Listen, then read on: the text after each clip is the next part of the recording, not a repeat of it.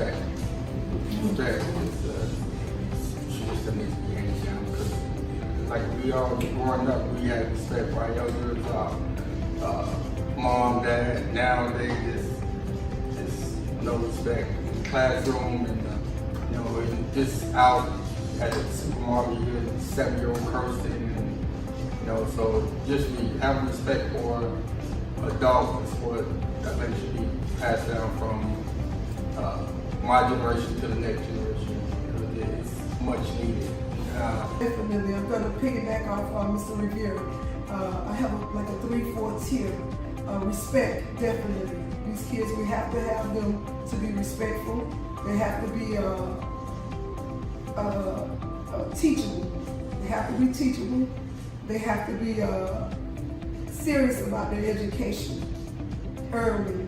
We have to have early intervention into education where they want to go. Also, they have to work hard. They have to work hard in whatever they want to do because they're not the only ones doing it. There's just a number when it comes to scholarships. We must let them understand there's only a certain numbers and everybody else is trying as well. And last of all, they got to have some God in their life because without God, they're not going nowhere. I would have to agree with the panelists here. I think respect is a key point. We work with a lot of students, a lot of young people lack that.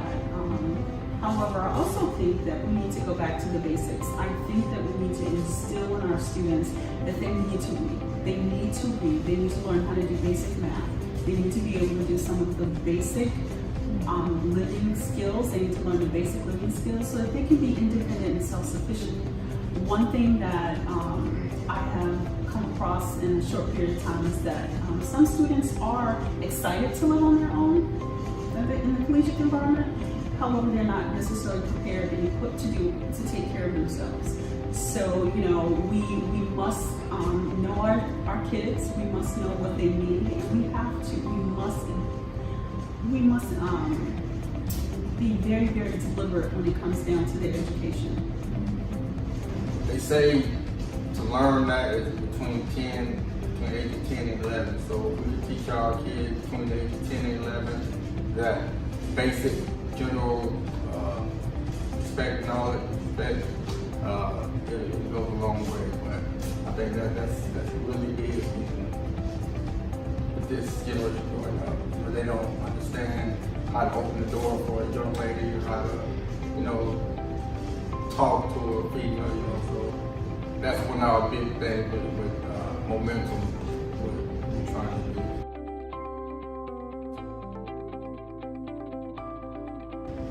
Having family support growing up is very instrumental to what I'm doing now because growing up it was my 6 brothers and my granny, so just us 7 and we all had each other back. So having that support and playing football, basketball, whatever, or going to school and helping each other with homework. So just having that small support and being from groups, it was hard back then. So just having that small support, and now that I'm older and I see what the community needs, it's family support. So I'm big on parent involvement and just bringing the community together. So this support goes a long way. Even when I went to college, I didn't, from being from here and going to West Virginia, it was a shock to me, you know what I mean? So now I'm trying to just have a lot of exposure with my program, get the kids exposure. Most of them, all they know is what they see. So exposure and support is what I'm here for. I would say some of the things I lacked, which were many growing up. Didn't know my father. I had an absentee mother who had, what some people would call her own demons. Even though I was a superstar athlete and a very capable student, I never felt like I was good enough. Growing up without that encouragement, without that support, like Coach we were talking about, you kind of have these big insecurities. And one of the things I saw when I first got into the field I'm in is kids didn't really have that type of communicator. It was people in the field trying, But it was a shift. It's been a shift. These children nowadays, your son, daughter, student is 12 or under, they're digital natives. They've grown up with technology. Their language is different. Their way of communicating is different. Their social interactions are different. So I saw there was a huge disconnect between the leaders of the time and the students, and especially with the demographic that I reach out to is similar to my upbringing. So I wanted to make sure that the youth knew what they were capable of, no matter what background they come from, no matter what they go home to, no matter what they see, no matter what they think they can't do, that the sky is the limit. With a couple, obviously, a couple strong values, discipline, hard work, commitment, laser focus is something the children are lacking today. These are things that I didn't get taught as a kid, and I had to learn kind of as I grew. And I made a lot of mistakes along the way, wasted a lot of time, wasted a lot of resources, a lot of blessings because I didn't know how to handle them. I wasn't a good steward of the opportunities that I had because I just didn't have that figure to teach me how to make the best of those situations. So I just wanted to make sure that for however long I was there, which was temporary on the onset, that I could make sure that I empowered the youth to take advantage of any and every opportunity that they came across.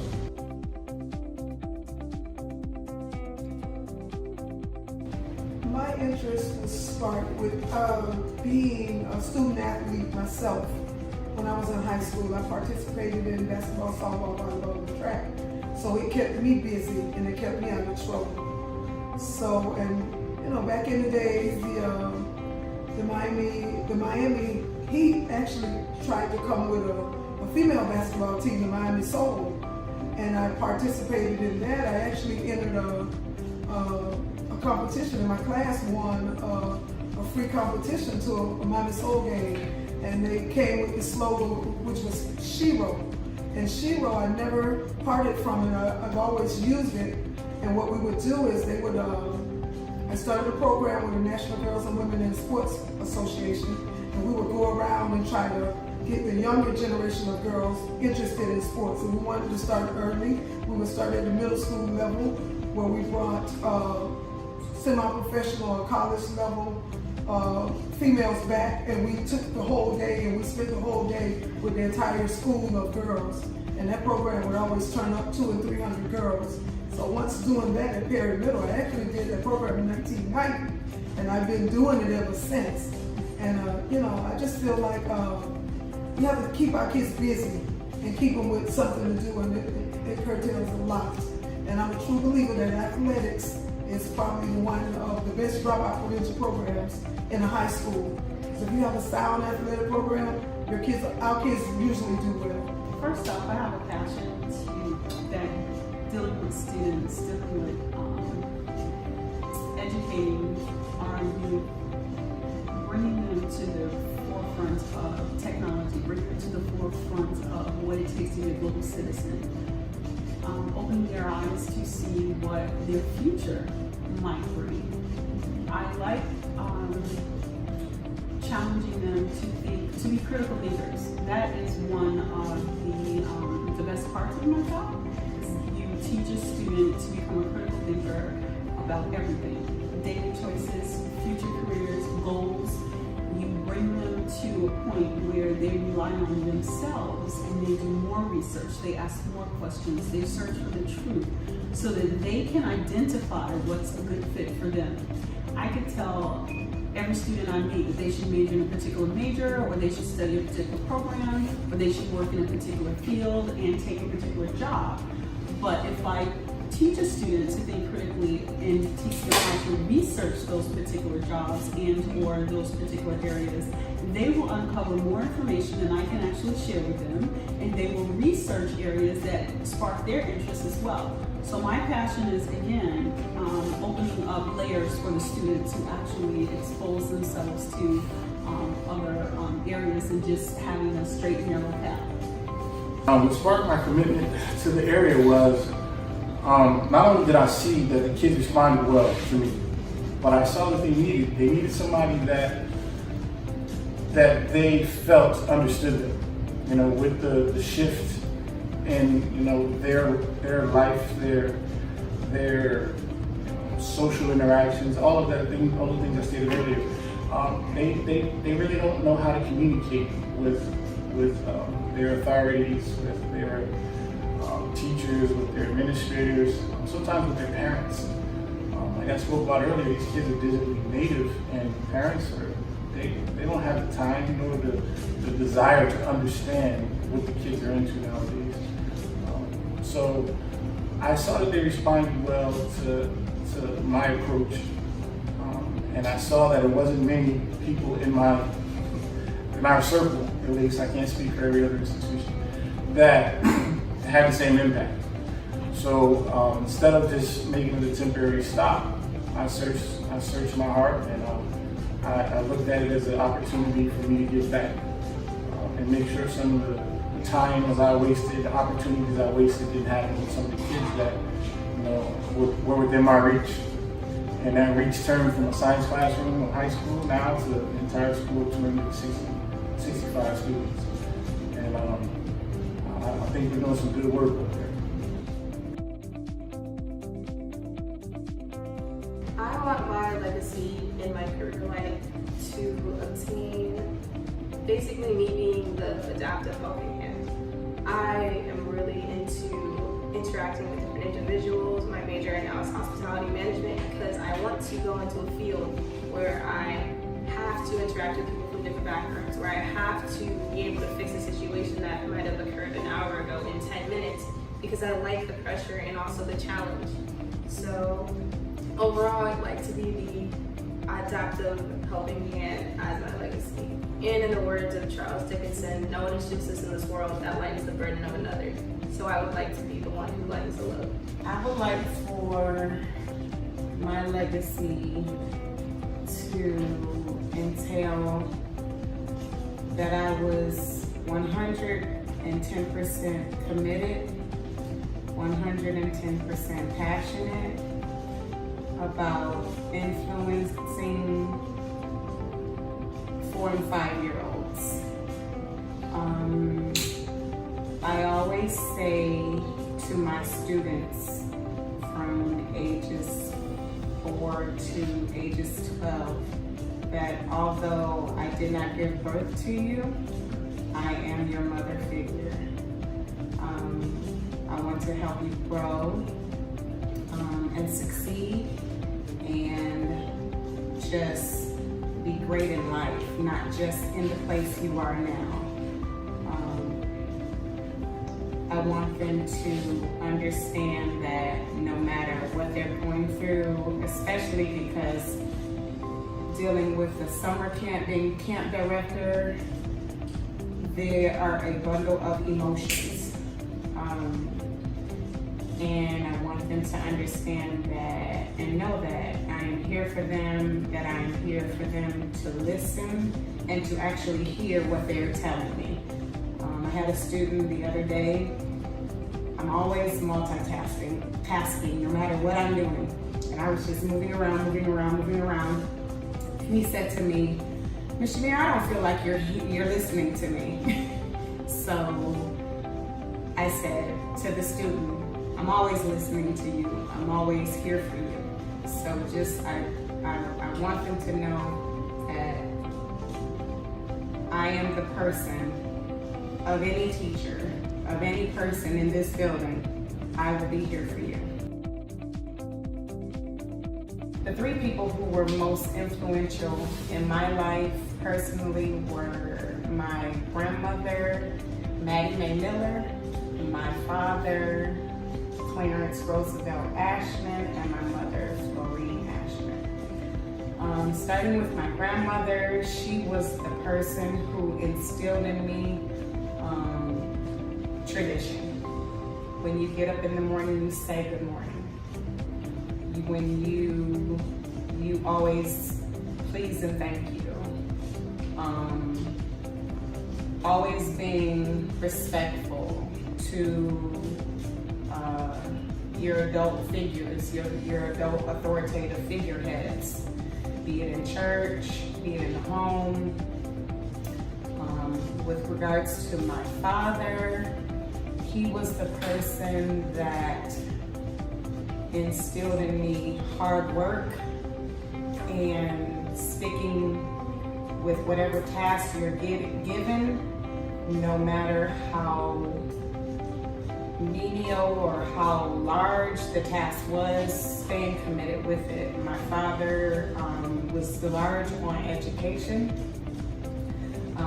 He had to drop out of school when he was in the 6th grade, and so he never received a high school diploma, and that was something that weighed on him tremendously in his own life. So seeing me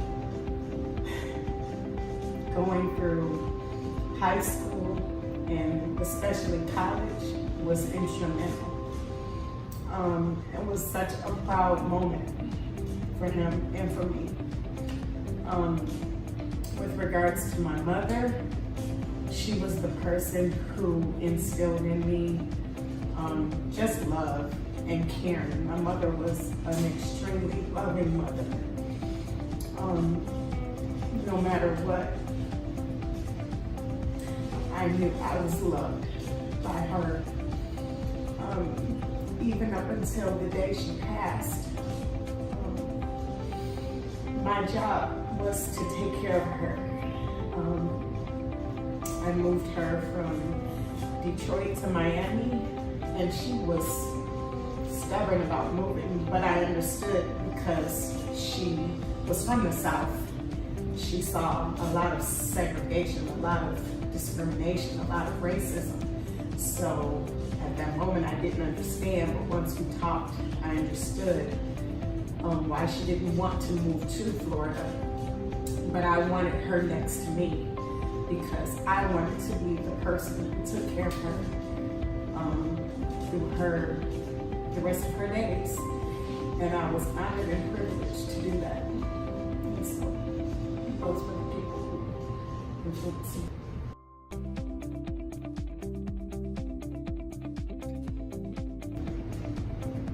I would like to say that I'd like this dialogue to continue with the start of action.